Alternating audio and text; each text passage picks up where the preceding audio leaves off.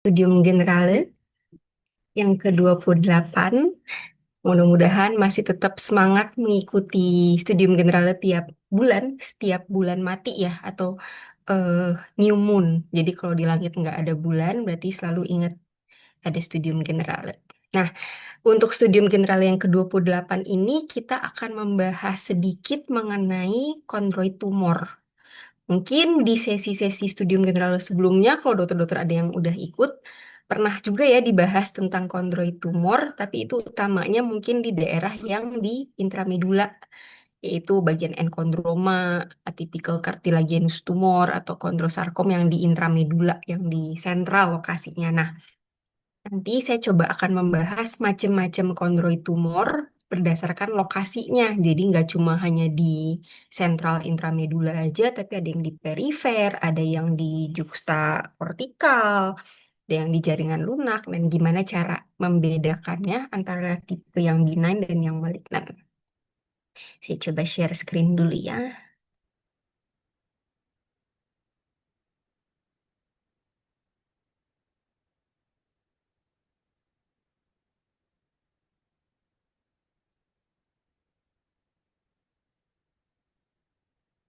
Oke, mudah-mudahan sudah kelihatan ya slide-nya.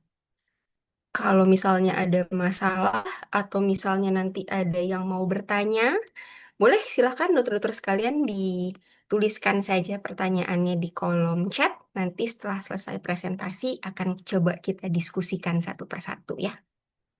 Oke, kita mulai dulu pemaparannya.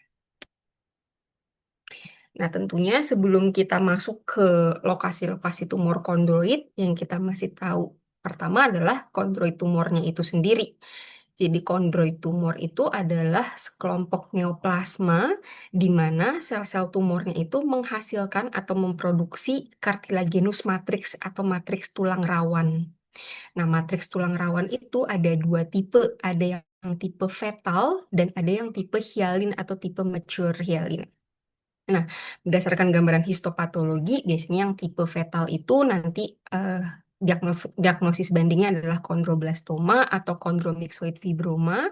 Sementara kalau yang mature hyalin type itu biasanya menjadi osteokondroma, enkondroma, atau kondrosarkoma yang bentuk malignannya ya. Nah, jadi tumor-tumor kondroid itu sebenarnya ada berapa banyak sih? Sebenarnya ada sangat banyak tumor-tumor kondroid itu, dan yang kita pakai klasifikasinya adalah yang berdasarkan WHO. WHO itu membagi tumor-tumor kondroid berdasarkan agresivitasnya. Jadi dia membagi menjadi 3 kelompok, yaitu yang kelompok benign, intermediate, dan malignant. Yang dimaksud intermediate itu apa sih? Jadi intermediate itu artinya dia pertumbuhannya sebenarnya agresif, tapi agresifnya secara lokal. Dimana kalau misalnya pada malignan itu kan dia biasanya agresif, pertumbuhannya cepat. Kemudian setelah diangkat, rekurensinya tinggi dan kemungkinan metastasis ke organ jauhnya juga tinggi. Nah, sedangkan kalau yang intermediate itu pertumbuhan memang cepat dan agresif, lebih cepat dibandingkan yang benign, tapi dia jarang sekali metastasis ke organ jauh. Jadi dia biasanya pertumbuhannya cepat, tingkat rekurensi lokalnya di regio yang sama itu tinggi, tapi jarang mengalami metastasis ke organ jauh. Nah, klasifikasi WHO yang kita pakai itu adalah yang terbaru pada tahun 2020. Sebelumnya yang dipakai adalah klasifikasi WHO tahun 2013. Nah, ada beberapa perubahan jika kita bandingkan antara tipe yang tahun 2013 dengan tahun 2020.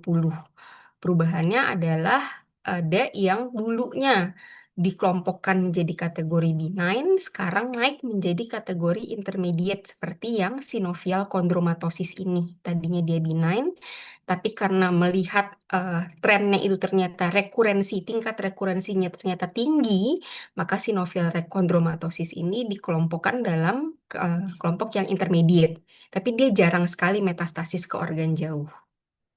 Sebaliknya ada juga yang sebelumnya disebutkan sebagai kategori intermediate seperti kondroblastoma dan kondromyxoid fibroma, tapi berdasarkan klasifikasi yang terbaru yang tahun 2020 dia sudah pindah ke kategori yang benign. Dan ada lagi istilah yang mungkin sekarang kita sudah banyak dengar ya, yaitu atypical cartilaginous tumor.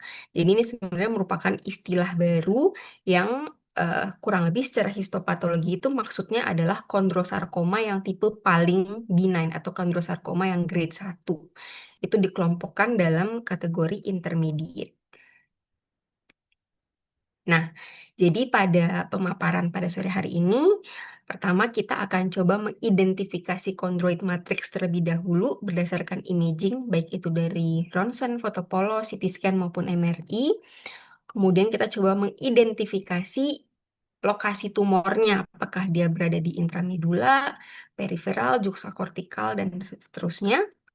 Kemudian nanti kita mencoba mengerucutkan tipe-tipe kondroid tumor itu berdasarkan lokasinya, serta mencari tanda-tanda apakah dia benign atau malignan. Dan kalau misalnya dia malignan, apakah dia primer atau sekunder. Nanti akan kita jelaskan lebih lanjut. Dan terakhir adalah mengenai differential diagnosis. Oke, pertama kita harus bisa mengidentifikasi matriks kondroid terlebih dahulu. Chondroid matrix itu kalau pada radiografi atau foto polos dan CT scan dia akan tampak seperti kalsifikasi tentunya ya. Kalsifikasi yang bentuknya sebenarnya bisa beragam tergantung pada derajat agresif atau derajat keparahan dari si tumor kondroidnya itu. Bentuk kalsifikasi itu ada macam-macam. Bisa seperti yang ini, gambar paling kiri, stipple. Jadi hanya bentuk bintik-bintik kecil aja, titik-titik kecil kalsifikasi di intramedula tulang. Ada yang bentuknya floculen, jadi dia ada yang bintik-bintik, tapi ada juga yang bintik-bintiknya itu udah berkongruensi atau berkonglomerasi, jadi bentuknya lebih besar-besar dan lebih distrofik. Ini disebut floculen. Dan yang bentuk paling kita kenal yaitu adalah bentuk ring and arc seperti gambar yang paling kanan. Kenapa disebut ring and arc? Karena dia bentuk kalsifikasinya itu kayak popcorn kayak gini. Jadi dia bentuknya ada yang bulat kayak cincin. Cincin itu kan dia bentuknya bulat tapi tengahnya bolong ya kayak cincin. Atau ada juga yang bentuknya kayak arc. Jadi bulatnya itu nggak sempurna. Jadi bentuknya kayak C atau setengah lingkaran. Arc itu kan bentuknya kayak jembatan gitu ya, setengah lingkaran. Nah, itu adalah bentuk ring and arc. Semakin jelas bentuk kalsifikasinya, maka dikatakan bahwa suatu kondroid tumor itu semakin benign. Jadi yang bentuk stippled ini justru pada bentuk yang kita curigai suatu yang lebih agresif dibandingkan tipe yang ring and arc. Nah, ini contoh gambarannya. Kadang kita juga mesti hati-hati karena pada tahap-tahap awal bisa jadi kalsifikasi itu belum terbentuk. Karena kan tulang rawan kartilago atau tulang rawan itu sebenarnya awalnya dia belum mengalami kalsifikasi. Jadi hanya tampak seperti lesi osteolitik aja seperti gambar yang paling kiri ini. Ada lesi osteolitik, dia mengakibatkan endothelial scalloping tapi kita nggak bisa lihat bentuk kalsifikasinya dengan jelas. Dan juga yang bentuk kalsifikasinya ini yang tadi saya bilang seperti stippled, bentuknya hanya titik-titik, nggak jelas di dalam intramedula tulang, itu kalsifikasi yang tipe stippled. Kadang mungkin kita kalau nggak terbiasa bisa gampang miss ya, anggapnya ini bukan suatu kalsifikasi matriks gitu, padahal ini termasuk kalsifikasi matriks tipe kondroid. Nah, kadang ada yang bentuknya bisa dua jenis.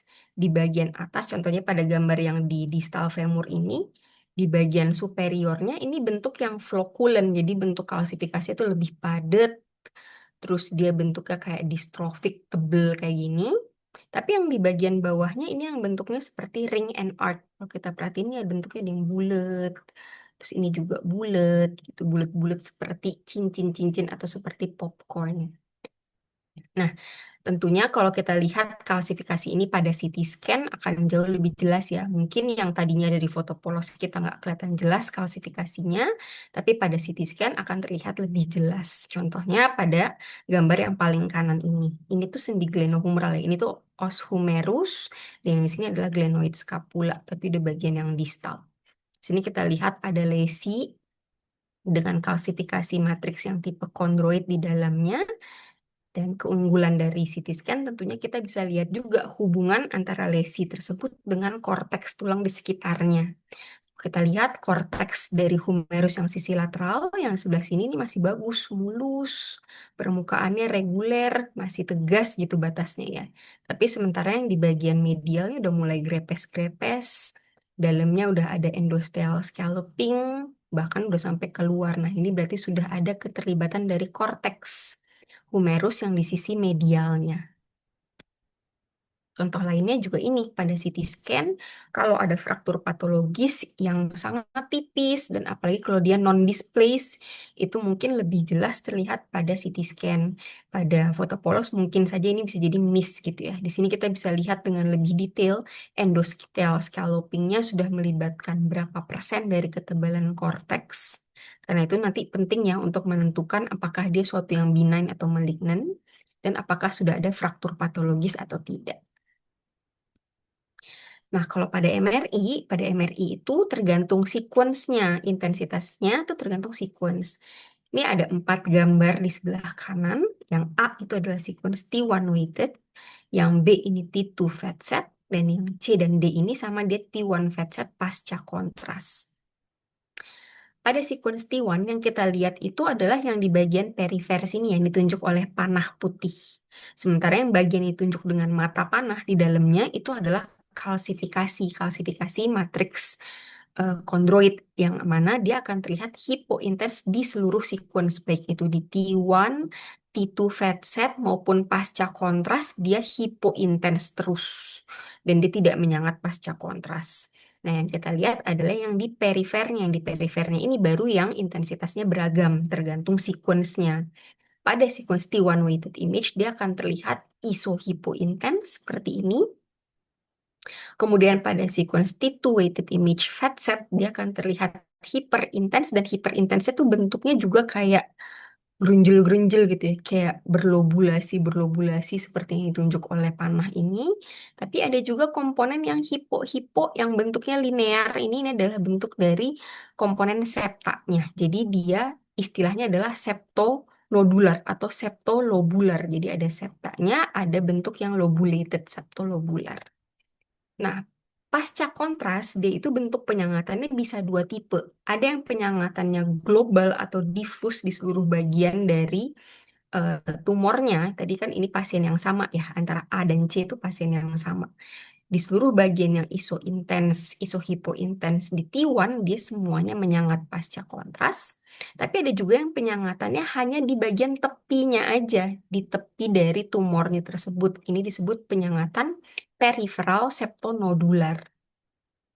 Ada yang mengatakan bahwa bentuk penyangatan septonodular ini adalah bentuk yang lebih benign, sementara yang penyangatan global atau diffuse ini bentuk yang lebih agresif. Tapi pada kenyataannya itu tidak bisa dijadikan patokan satu-satunya, karena kadang bisa juga yang bentuk agresif seperti atypical cartilaginous tumor memberikan penyangatan yang septonodular itu bisa aja. Tapi yang jelas di sini kita harus familiar bahwa inilah pola-pola penyangatan dari kondroid tumor. Nah, apakah ada perannya functional MRI pada kasus kondroid tumor? Ada beberapa literatur yang mencoba menganalisa mengenai macam-macam functional MRI. Biasanya functional MRI itu digunakan untuk membantu kita kira-kira ini tumornya benign atau agresif atau malignan gitu, untuk membantu membedakan derajat agresivitasnya. Nah, berdasarkan literatur yang saya coba baca, kalau DWI itu tidak ada perannya. Dia tidak bisa membedakan antara benign, agresif, atau intermediate, atau yang malignan, hanya berdasarkan DWI ADC saja. Tapi ada yang mengatakan bahwa kalau berdasarkan DCE atau Dynamic Contrast Enhancement, apabila kita ketemu pola penyangatan yang cepat dan kuat, early dan strong enhancement, dengan nilai cut-off-nya penyangatan itu kurang dari 10 detik, maka itu bisa menjadi pembeda antara enchondroma dengan high-grade chondrosarcoma. Jadi itu pun juga bukan untuk membedakan antara enchondroma dengan ACT ya, dengan tipe yang intermediate. Dia cuma bisa membedakan antara enchondroma dengan chondrosarcoma yang high-grade. Ini contoh gambar yang di sebelah kanan ini dari pasien yang sama. Di T1-nya kita lihat isohipointens, kemudian pada T2 fat setnya dia hiperintens dengan tepinya juga berlobulasi gitu ya. nodular-nodular gitu. Penyengatannya ini tipe yang septonodular, hanya di bagian perifer nyengatnya. Nah, kemudian dilakukan penempatan titik untuk di daerah tumornya. Kemudian dilakukan juga penempatan titik di daerah arteri, biasanya sih arteri poplitea di potongan yang sama. Di sini kita bisa lihat arteri itu penyengatannya langsung cepat. Sementara pada kasus ini, untuk di titik tumoralnya dia hanya ringan aja, nggak setinggi dan secepat dari si arteri. Jadi ini adalah suatu kasus enkondroma atau suatu kasus kondroitumor yang benign. Ada lagi contoh lain pada kasus ini dilakukan satu titik di bagian tumor dan satu titik di arteri. Yang arteri ini titiknya warna biru, jadi gambarnya yang ini. Sementara yang tumornya ini yang warna oranye. Kita lihat dia memang ada peningkatan sih dari arterial enhancement itu dia meningkat, tapi meningkatnya pelan dan baru kelihatan meningkat itu pada detik ke-50. Tadi kan cut off-nya 10 detik ya. Nah, pada kasus ini ternyata terbukti adalah suatu atypical cartilaginous tumor. Yang sebelah kanan ini kalau kita lihat juga sama dilakukan total penempatan titik apa titik sampel di daerah tumoral dan dilakukan titik sampel di daerah arteri sebagai pembanding. Di sini bisa kita lihat daerah tumor yang garis warna oranye ini dia meningkatnya cenderung lebih cepat, lebih early atau lebih kuat dibandingkan gambar yang sebelah kiri ini dan dia mulai meningkatnya pada detik ke-20. Pada kasus ini walaupun dia meningkatnya agak lama ya, nggak 10 detik banget, tapi ternyata dari histopatologi ini adalah suatu kondrosarkoma, tapi ini grade 2 gitu. Jadi pemeriksaan DCE bisa membantu kita untuk mengkira-kira kira-kira ini suatu yang agresif atau bukan. Ada juga modalitas whole body scan, tentunya selain melihat adanya tangkapan aktivitas patologis pada lokasi tumor utama, keuntungannya adalah dia bisa melihat juga apakah ada metastasis ke organ-organ jauh. Seperti contohnya, pada kasus ini ada tangkapan aktivitas di beberapa tempat ya, ada di manubrium sterni, ada di clavicula, ada di costae. Ini yang menandakan adanya metastasis jauh dari tumor primer yang ada di proximal femur kanan ini. Nah, ini juga kalau gambaran PET scan itu kita gabungkan dengan modalitas anatomis seperti CT scan atau MRI. Nah, ada yang mengatakan bahwa nilai SUV max kurang dari 2 itu berarti adalah suatu chondroid tumor yang bersifat benign. Sementara kalau SUV max-nya di atas 4,5, maka kemungkinan itu lebih ke arah high grade chondrosarcoma. Oke, jadi kita tadi udah tahu ya gambaran chondroid matrix atau chondroid tumor berdasarkan berbagai modalitas imaging. Nah, sekarang kita mesti membedakan lokasinya nih. Lokasinya itu ada di mana? Lokasi yang pertama adalah di intramedula. Intramedula itu biasanya lokasinya di sentral ya, benar-benar di intramedula tulang dan lokasinya di tengah-tengah seperti contohnya pada gambar ini. Kita lihat ada kalsifikasi, ini tipe ring and arc nih yang kayak gini, bentuknya bulat-bulat kayak popcorn. Ini kalsifikasi ring and arc di intramedula tulang. Nah, ada lagi yang lokasinya di perifer. Lokasinya di perifer itu biasanya adalah yang kita kenal dengan osteokondroma. Jadi di mana ada komponen osteonya atau komponen tulang, tapi di bagian ujungnya ada komponen yang lebih lusen dan bentuknya lebih berlobulasi seperti kondroid matriksnya. Komponen tulang rawannya itu di bagian perifernya. Nah, tentunya khasnya dari osteokondroma itu kita bisa melihat kontinuasi antara tulang utamanya dengan si tumornya itu sendiri dengan osteokondroma. Ini yang lokasinya di perifer. Ada lagi yang lokasinya di periosteal atau juxtakortikal. Jadi sebenarnya juxtakortikal itu kan artinya lokasinya di deket-deket korteks. Juxta itu kan sekitar artinya, sekitar korteks. Juxtakortikal itu ada periosteal, ada parosteal, dan ada juga yang di luarnya, soft tissue ya. Tapi kalau periosteal itu biasanya dia lokasinya profunda terhadap lapisan periosteum. Jadi kalau kita ingat-ingat lagi lapisan dari tulang, bagian tengah tuh intramedula, kemudian ada korteks, kemudian bagian luarnya ada periosteum. Nah, kalau tumornya itu lokasinya di periosteal, berarti dia lokasinya sebenarnya antara korteks dengan periosteum. Dia akan melakukan pengangkatan atau elevasi dari periosteum karena keangkat oleh tumornya. Makanya kadang kita bisa lihat pada gambar yang di sini, di bagian kranial dan kaudalnya, kita kadang bisa melihat ada reaksi periostealnya, di mana periostealnya itu terangkat, terelevasi oleh tumornya. Gitu. Ini jadi lokasinya, kita lihat dia benar-benar menempel atau dekat dengan korteks tulang. Nah, ada lagi, ini contoh lainnya, sama ini periosteal atau juxtakortikal juga ya. Jadi kita lihat dia sentrasinya di jaringan lunak bukan, di intramedula juga bukan. Dia kayak nempel dengan permukaan korteks tulang. Bahkan kadang dia sudah sampai bikin mengerosi korteks tulangnya juga ke dalam. Pada kasus ini kita bisa lihat juga nih kalsifikasi matriksnya ya di dalam eh, masa jaringan lunaknya. Ini contoh yang lokasinya di periosteal. Nah, lokasi yang lainnya nggak kena ke tulang sama sekali, nggak kena ke intramedula tulang, nggak kena korteks tulang, benar-benar jauh dari tulang. Itu lokasinya baru di soft tissue. Biasanya yang lokasinya di soft tissue itu dia nggak jauh-jauh sama eh, lokasi-lokasi yang ada sinovial liningnya atau intrasinovial. Yang dilapisi oleh sinovium itu nggak cuma kapsul sendi aja, tapi bisa juga bursa atau tendon sheath itu juga bisa dilapisi oleh sinovium. Jadi kadang lokasinya nggak selalu ada di intraartikular, tapi bisa juga pada kasus ini contohnya di dalam Baker cyst nih ya, di dalam lokasi bursa gastrocnemius semimembranosus. Dia bisa juga masuk di sini karena ini lokasi yang dimana masih dilapisi oleh sinovium sel-sel sinovium. Oke, nah jadi kalau kita udah tahu lokasi tumornya, kita sekarang baru mulai masuk ke tipe-tipe kondroid tumornya dan kira-kira dia tipenya benign atau malignan. Jadi kita bagi itu berdasarkan lokasinya.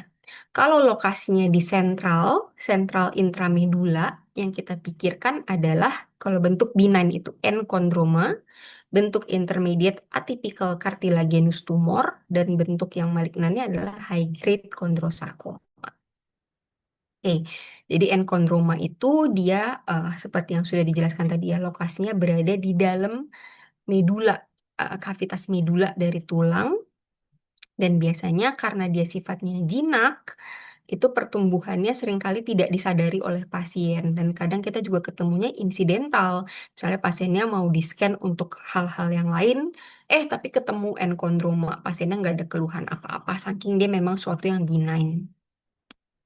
Secara predileksi biasanya dia lokasinya ada di tulang-tulang pipih, tangan dan kaki, tulang-tulang pendek, maksudnya tulang-tulang tubular tapi yang pendek di tangan dan kaki, paling sering itu di tangan, tapi bisa juga di tulang-tulang tubular panjang seperti di humerus atau di femur.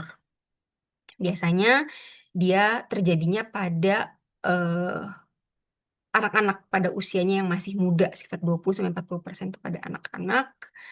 Dan lokasinya biasanya di dekat facial plate di daerah metafisis atau metadiafisis.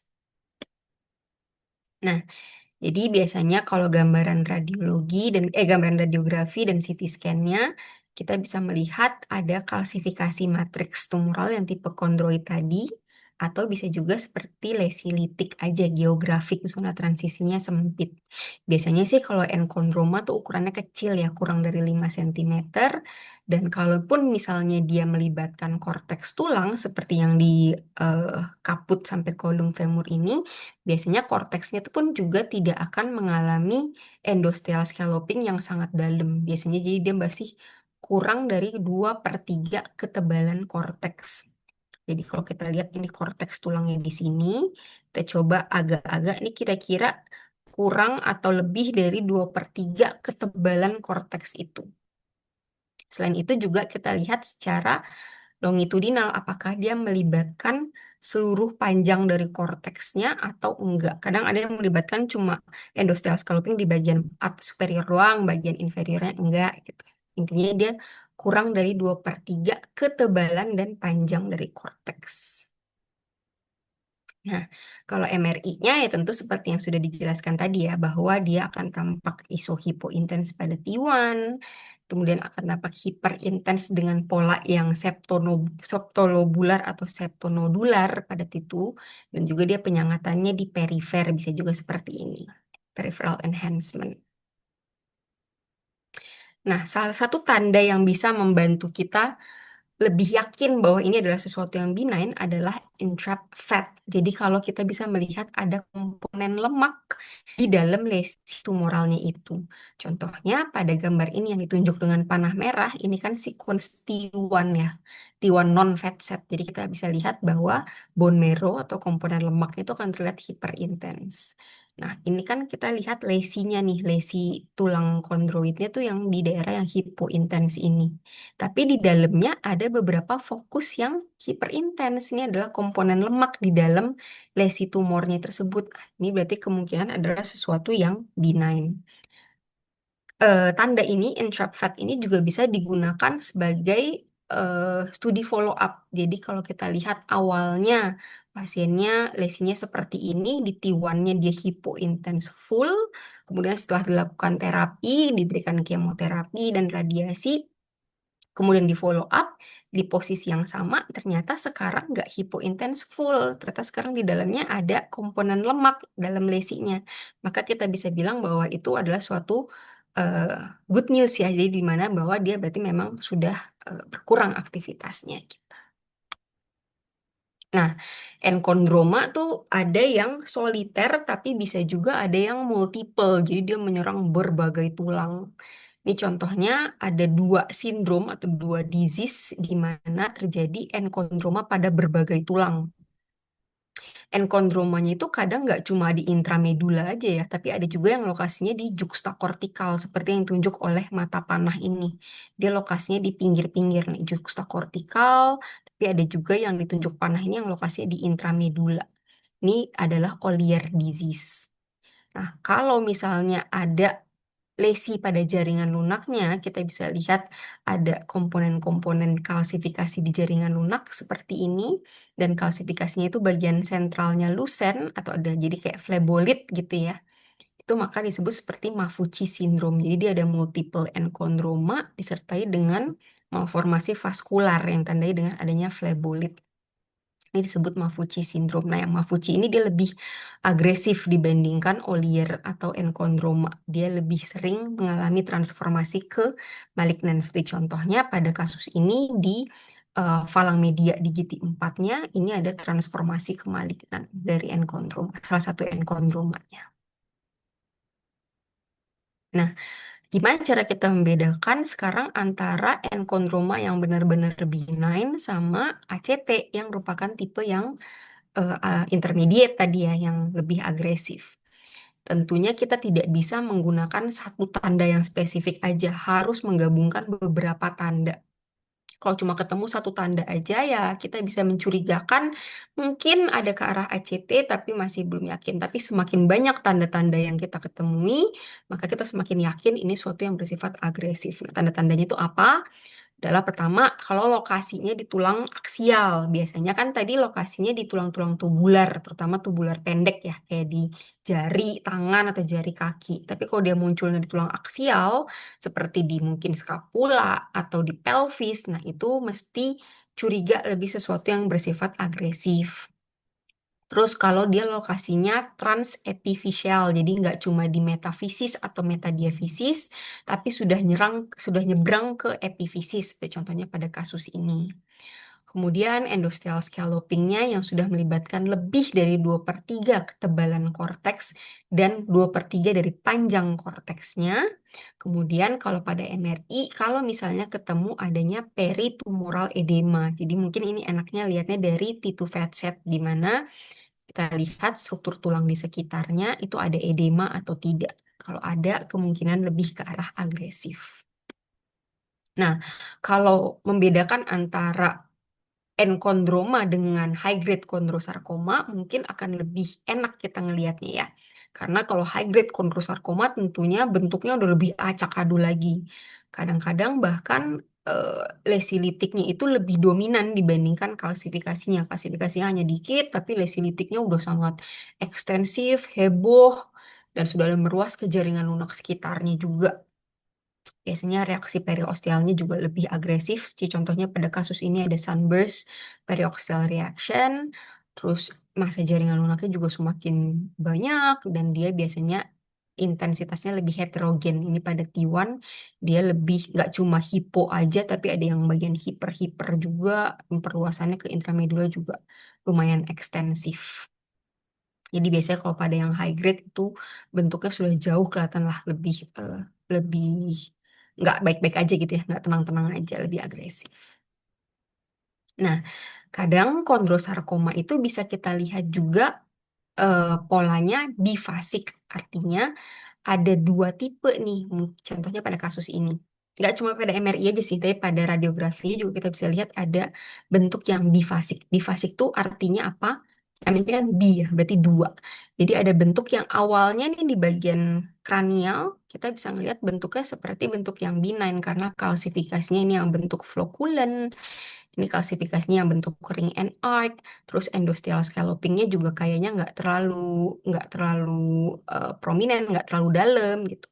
Tapi di bagian distalnya ini ada bentuk yang lebih agresif lagi di mana lesilitiknya lebih kita lihat juga dia moth eaten, batasnya nggak jelas. Terus di sini juga korteksnya sudah sangat tipis. Kemudian ini juga kayaknya udah ada reaksi periosteal juga ya, tipe agresif di bagian sini. Nah, jadi ini yang disebut dengan bentuk bifasik. Ada bagian yang cenderung benign, tapi ada bagian yang lebih agresif. Nah, ini mesti hati-hati, ini adalah salah satu bentuk dari kondrosarkoma. Ada yang mengatakan bahwa bentuk bifasik ini ditemukan pada kondrosarkoma yang sekunder. Tadi kan sempat kita mention ya bahwa malignan itu ada yang primer, ada yang sekunder. Sekunder di sini itu maksudnya adalah apabila dia awalnya sebenarnya benign. Awalnya dia misalnya hanya enkondroma, bertahun-tahun pasiennya enkondroma terus. Tapi pada suatu waktu tiba-tiba muncul rasa sakit yang baru atau tiba-tiba muncul progresivitas, tiba-tiba lesinya yang tadinya benign dia transformasi menjadi malignan. Itu yang disebut sebagai secondary malignan. Jadi bukannya metastasis ya, sekunder di sini itu artinya bukan metastasis tapi dia berkembang dari benign ke malignan, bukan awal-awal muncul langsung malignan.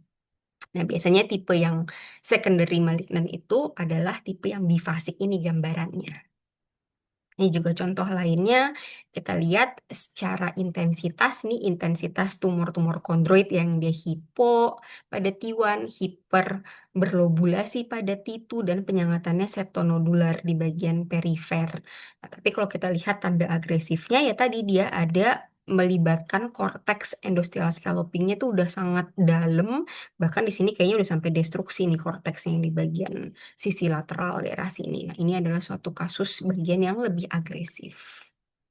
Ini baru yang di sentral intramedula. Nah, sekarang kita masuk ke lokasi berikutnya. Masih di intramedula, tapi bukan di sentral, melainkan dia eksentrik. Nah, kalau lokasinya eksentrik yang kita pikirkan adalah either dia kondroblastoma atau kondromyxoid fibroma untuk yang bentuk benignnya, sementara untuk bentuk ganasnya adalah clear cell kondrosarkoma. Apa bedanya antara kondroblastoma dengan kondromyxoid fibroma? Yang membedakan sama seperti tumor-tumor lainnya adalah usia dan lokasi. Kalau kondroblastoma biasanya pada pasien-pasien yang masih muda di mana facial plate-nya belum menutup. Sementara pada kondromyxoid fibroma itu biasanya pada usia sekitar yang lebih tua, sekitar 20 tahun. Secara lokasi biasanya dia lebih di epifisis kalau untuk kondroblastoma, sedangkan kondromyxoid fibroma dia seringnya di metafisis, tapi dua-duanya sama-sama eksentrik. Nanti akan kita lihat gambarannya. Nah, pada kondroblastoma itu biasanya bisa juga disertai dengan ABC-like changes, jadi ada komponen perdarahan di dalam lesinya. Dan karena dia lokasinya di epifisis dan eksentrik, tidak jarang sudah ada perluasan juga ke intraartikular, makanya kadang suka disertai dengan efusi sendi. Nah, salah satu tanda yang khas pada kondroblastoma ini adalah dia ada peritumoral edema. Pada lebih dari 90% kasus itu ada edema yang sangat luas di sekitar tumornya. Itu yang bisa membantu kita membedakan dengan kondromyxoid fibroma, di mana pada kondromyxoid fibroma biasanya tidak ada peritumoral edema. Nah, ini contoh gambar yang kondroblastoma. Jadi kan secara usia dia pada skeletally immature. Bisa kita lihat pada gambar ini facial plate-nya belum menutup. Jadi emang pasiennya masih anak-anak. Kemudian lokasinya di epifisis dan dia eksentrik di epifisis di daerah-daerah di sini nih eminensia interkondilar dan ada edema yang sangat prominent pada epifisisnya sampai ke daerah facial plate. Ini adalah kondroblastoma. Karena dia ada peritumoral edemanya ekstensif, biasanya pasiennya juga sangat kesakitan kalau pada kondroblastoma. Nah, kepada kondromyxoid fibroma, kita lihat lokasinya di bagian metafisis, tapi dia di metafisisnya eksentrik, cuma di salah satu sisi ini aja. Kadang dia juga bisa bikin sampai ada destruksi korteks juga, dia lokasinya di bagian pinggir-pinggir dari metafisis. Nah, biasanya memang jarang ada kalsifikasi matriks tumoralnya kalau pada kondromyxoid fibroma. Jadi mungkin kita juga akan susah ya menegakkan diagnosisnya kalau tidak ada informasi mengenai usianya atau ya lokasinya yang paling sering memang di metafisis. Bentuk dari ganasnya adalah clear cell kondrosarkoma. Sebenarnya mirip-mirip sih sama kondrosarkoma pada umumnya, di mana dia pasti akan terlihat lebih agresif, lebih heterogen intensitas tumornya. Dan biasanya sih dia juga kadang suka ada perluasan ke jaringan lunak juga. Tapi anehnya pada yang clear cell kondrosarkoma malah peritumoral edema itu sangat jarang. Jadi justru kalau kita lihat ada edema, lokasinya eksentrik di epifisis, itu malah mikir ke arah yang benign. Kalau peritumoral edemanya nggak ada, dan dia bentuknya lebih heterogen, intensitasnya lebih heterogen, justru kita pikirkan ke arah malignan. Dan biasanya clear cell kondrosarkoma itu secara usia dia lebih tua, sekitar usia 30-50 tahun. Oke, kita geser lagi ke pinggir. Sekarang kita ke periferal kondroid tumor yang lokasinya di perifer. Tentunya kita semua udah familiar ya dengan osteokondroma dan bentuk ganasnya adalah kondrosarkoma. Biasanya kondrosarkomanya yang sekunder. Jadi dia awalnya osteokondroma tapi mengalami transformasi malignan menjadi kondrosarkoma. Kuncinya tentunya osteokondroma ada bagian osteo atau bagian tulang dan ada kondromanya yang bagian cartilage. Dan bagian tulangnya itu dia terdiri atas korteks dan medula. Lokasinya biasanya deket-deket sama epifisis, dekat facial plate juga. Tapi dia bentuknya bisa sesial atau pedunculated dengan arah menjauhi sendi. Oke, mungkin kita langsung masuk ke gambarnya aja. Nah, kalau bentuk yang benign, ini contohnya, ini tipe yang sesil. Jadi kita nggak lihat ada tangkainya, tapi kita lihat ada bentuk tulang yang menonjol di bagian sisi medial dari proximal femur ini. Dan dia bentuknya berlobulasi ini seperti bentuk kartilagu.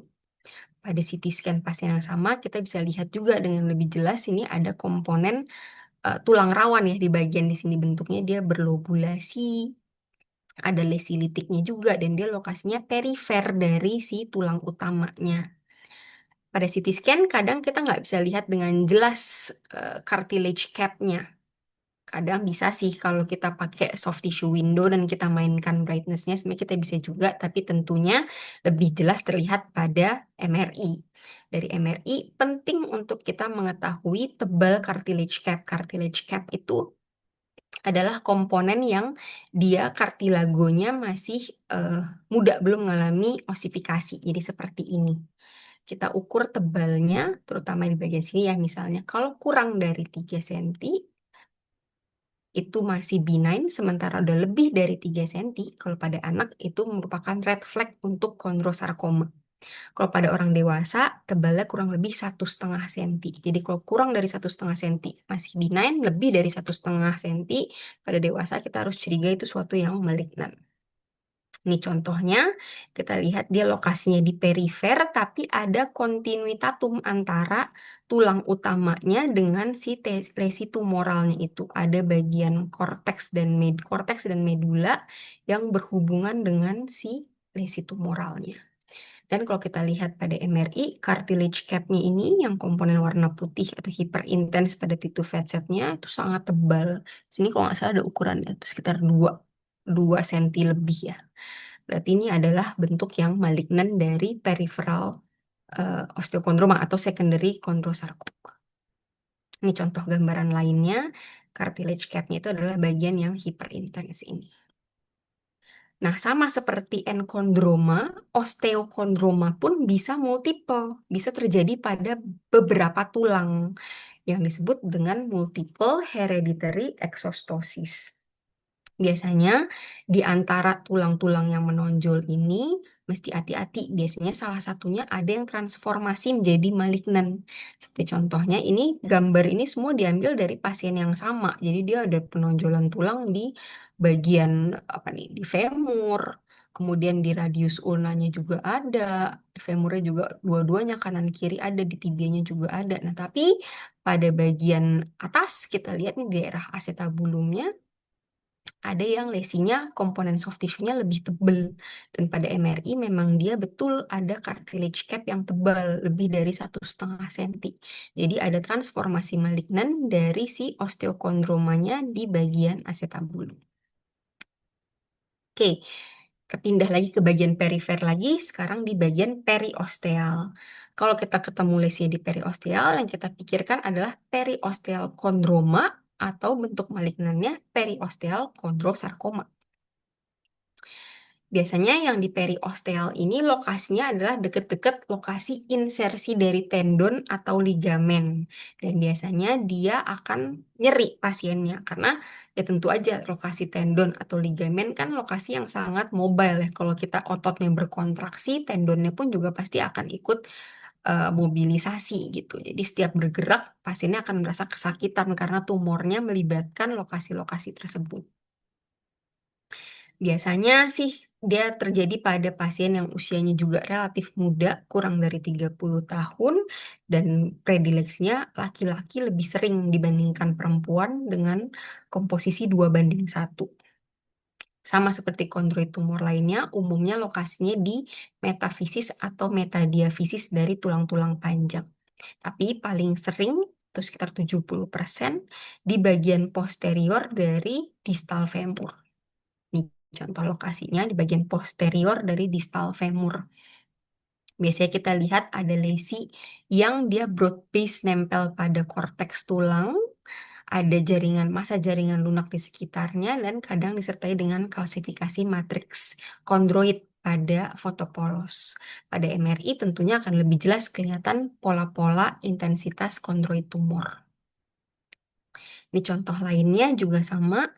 Ini tapi adalah tipe yang ganasnya. Kalau tadi yang periosteal kondroma, nah kalau periosteal kondrosarkoma, tanda ganasnya itu hanya bisa dari ukuran. Jadi memang agak susah ya kita lihat kalau misalnya lokasinya di periosteal, membedakan apakah dia suatu yang benign atau malignan tuh agak susah. Cuma bisa dilihat dari ukurannya utamanya. Mediannya itu kalau yang kondrosarkoma sekitar 4 cm, kalau yang kalau yang kondroma itu yang bentuk yang binainnya sekitar 2,5 cm ke bawah, kurang dari 2,5 cm. Nah, biasanya juga memang kalau tipe yang lebih agresif kondrosarkoma memang dia lebih banyak mendestruksi korteks tulang, kadang bisa disertai juga perluasan ke intramedula tulang disertai dengan bone marrow edema dan lain sebagainya. Nah, lokasi yang terakhir adalah di soft tissue. Di soft tissue itu tadi kan di daerah-daerah yang biasanya dilapisi oleh sinovium. Makanya bentuk binainnya adalah sinovial osteokondromatosis, bentuk malignannya adalah sinovial kondrosarkoma. Sinovial osteokondromatosis di sini yang kita maksud adalah sinovial osteokondromatosis primer. Nanti akan saya jelaskan juga kalau sekunder itu apa pada differential diagnosis. Tapi yang dimaksud dengan tumor kondroid di jaringan lunak di sini adalah primary synovial osteokondromatosis. Biasanya dia hanya menyerang satu sendi aja, monoartikular, dan biasanya sendi-sendinya adalah sendi-sendi yang besar, seperti di lutut, di hip, atau juga pada bursa. Jadi tadi kan tidak hanya pada intraartikular, tapi bisa juga pada lokasi-lokasi lain yang memang dilapisi oleh sinovium, seperti di bursa atau di tendon sheath. Nah, ini contoh gambarnya. Jadi kalau pada primary synovial osteochondromatosis, kita bisa lihat ada multiple kalsifikasi di jaringan lunak. Ini pada daerah ini adalah di daerah periartikular dari sendi bahu atau sendi glenohumeral. Dan kalau kita perhatikan, itu kalsifikasinya bentuknya oval-oval dan ukurannya relatif sama. Semua ukurannya itu relatif reguler. Ini pada foto polos dan ini pada MRI-nya kita bisa lihat ada kalsifikasi. Klasifikasinya di luarnya ada, tapi di dalamnya juga ada matriks-matriks kondroid, bentuk-bentuk klasifikasi matriks kondroid dalamnya. Dan ini lokasinya di bursa ya sepertinya, atau di mungkin di intraartikular glenohumeral tapi di subscapular recess. Contoh lainnya, klasifikasinya kita lihat di intraartikular juga, yaitu intraartikular genu, dan klasifikasinya itu bentuknya seperti ring and arc, seperti klasifikasi kondroid, tapi ukurannya relatif seragam. Nah, gimana cara membedakan dia dengan sinovial kondrosarkoma atau tipe yang lebih ganas? Itu biasanya lebih ke struktur tulang di sekitarnya. Dia mengerosi korteks tulang di sekitarnya, dan bahkan sudah sampai perluasan ke intramedula juga, sampai ada marrow invasion. Sementara kalau yang bentuk benign-nya biasanya sih nggak sampai perluasan ke intramedula. Ini jadi secara kesimpulan apa-apa aja gambaran yang lebih mengarah atau favor ke arah benign, apa favor yang ke arah malignan, bisa dilihat pada jurnal ini. Nah, terakhir mungkin kita coba bahas mengenai diagnosis bandingnya ya. Diagnosis banding terutama pada mungkin foto polos, karena kita sering kali kan menemukan imaging pertama dari foto polos dulu gitu. Yang pertama, DD-nya adalah bone infarct. Bone infarct tuh kadang kalau kita nggak jeli lihat pola klasifikasinya bingung nih, kira pikir ini adalah pola klasifikasi kondroid, padahal bukan. Kalau pada bone infarct klasifikasinya itu di perifer, jadi dia bentuknya serpiginous dan utamanya di bagian perifer aja seperti ini. Sementara kalau pada kondroid tumor kan tadi dia di dalamnya ya, malah bentuknya ring and arc dan banyak. Pada MRI dia pada T1-nya juga akan terlihat hipointens hanya pada perifernya aja. Sementara di bagian sentralnya dia memiliki intensitas sama seperti intensitas bone marrow. Beda dengan tadi pada kondroid tumor semuanya hipointens ya. Kalau pada bone infarct dia cuma di perifernya aja. Dan pada T2 fat set-nya dia juga hiperintensnya hanya pada bagian perifer, sementara di dalamnya seperti intensitas bone marrow, dia akan tersupresi pada fat cell. Di lain adalah osteosarkoma, tentunya ini yang bisa membedakan adalah pola kalsifikasi matriks tumoralnya. Kalau tadi kalsifikasinya bentuk ring and arc, sementara pada osteosarkoma itu kalsifikasinya lebih kayak awan-awan. Ini contohnya pada bagian yang di bagian kranial ini ya, dia nggak jelas bentuknya, kayak smoke, kayak puff of smoke aja gitu, kayak awan-awan. Kita nggak bisa lihat bentuk bulat-bulat atau kayak cincin-cincin, itu nggak kelihatan. Dan tentunya pada MRI juga pola penyangatannya beda. Dia biasanya penyangatannya cenderung di semua bagian, di bagian tengah, termasuk di bagian perifer juga. DD lain adalah secondary synovial chondromatosis. Tadi kan yang kita bahas adalah primary synovial osteochondromatosis. Nah, kalau secondary ini sebenarnya itu bukan tumor. Jadi dia terjadi karena ada proses degenerasi. Karena ada degenerasi atau defek pada kartilago.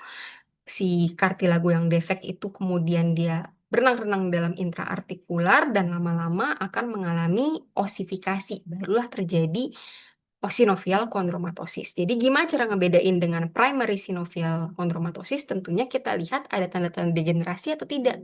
Kalau ada tanda-tanda degenerasi seperti ada cartilage defect, tentunya kita curigakan itu lebih ke suatu yang sekunder. Selain itu juga secara usia biasanya yang primary itu dia lebih muda dibandingkan yang secondary. Ide lainnya seperti gambaran kalsifikasi pada kasus metabolik seperti gout atau pseudotumoral kalsinosis pada penyakit gagal ginjal tentunya bisa dibantu dengan klinisnya. Pasti klinisnya eh, ada info-info tertentu seperti misalnya nilai GFR-nya rendah atau nilai asam uratnya tinggi dan lain sebagainya. Mungkin sekian presentasi saya pada sore hari ini. Agak sudah lewat sedikit. Ini adalah literatur yang saya pakai. Terima kasih. Bagi dokter-dokter sekalian yang mau bertanya, silahkan boleh dituliskan pertanyaannya di kolom chat atau di kolom komentar. Mungkin masih bingung-bingung nih, jadi kondroid tumor tuh kayak apa sih sebenarnya gitu. Tapi ya memang kenyataannya kasus-kasus yang kita temui itu nggak ada yang eksak-eksak banget ya. Jarang ada yang kayak, oh benar-benar kayak di buku gitu. Kadang memang kita bingung ini sebenarnya apa ya tumornya, dibilang kondroid juga kok kayaknya nggak kayak ring and arc, dibilang osteoid matrix juga kadang nggak jelas gitu. Tapi ya satu mungkin kita lihat secara tadi usia dan lokasinya, kira-kira yang usia sekian itu paling sering tumornya apa, lokasi di situ paling sering apa. Gitu.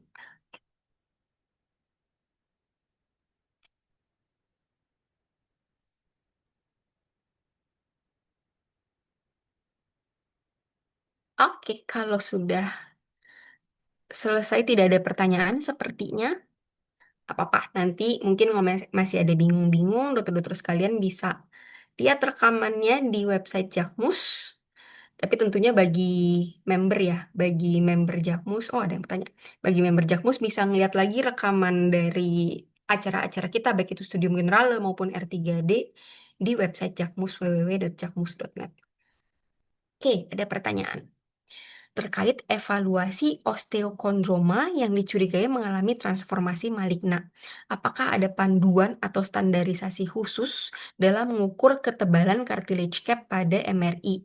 Misalnya harus tegak lurus ke eksostosis. Oke, jadi sebenarnya lebih ke bagaimana cara mengukur tebal cartilage cap-nya ya.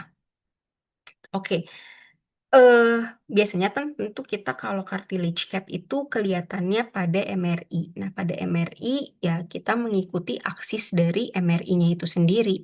Kalau misalnya kita kelihatan pada potongan sebenarnya nggak ada sih harus ngikutin eksostosis atau enggak karena cartilage cap itu sendiri pasti juga akan mengikuti aksis dari si eksostosisnya ke arah mana misalnya ke posterior cartilage capnya akan berada di bagian paling superficial dari si eksostosisnya itu ya mengukurnya baiknya dari tepi di mana ada bagian tulang yang atau eksostosisnya ke tepi paling superficial dari cartilage capnya dan kalau bisa ya memang tegak lurus sih. Karena kalau misalnya nggak tegak lurus, bisa jadi false, jadi terlalu lebar kan. Kalau kita ngukurnya miring, oblik, tentunya jaraknya akan jadi lebih panjang. Tapi kalau kita ngukurnya sesuai sama aksis dari eksostosisnya, kita bisa lihat itu sesuai dengan tebal eh, yang benerannya gitu.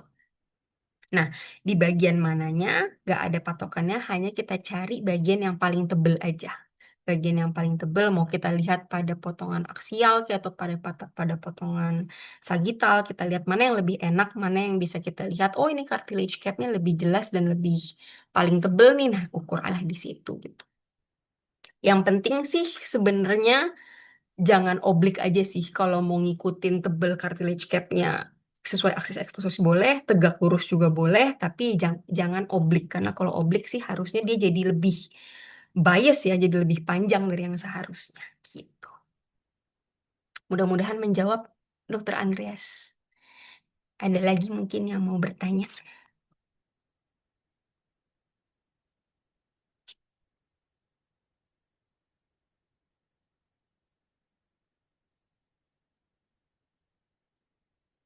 Tapi biasanya kalau pada secondary osteokondroma secara klinis pun mungkin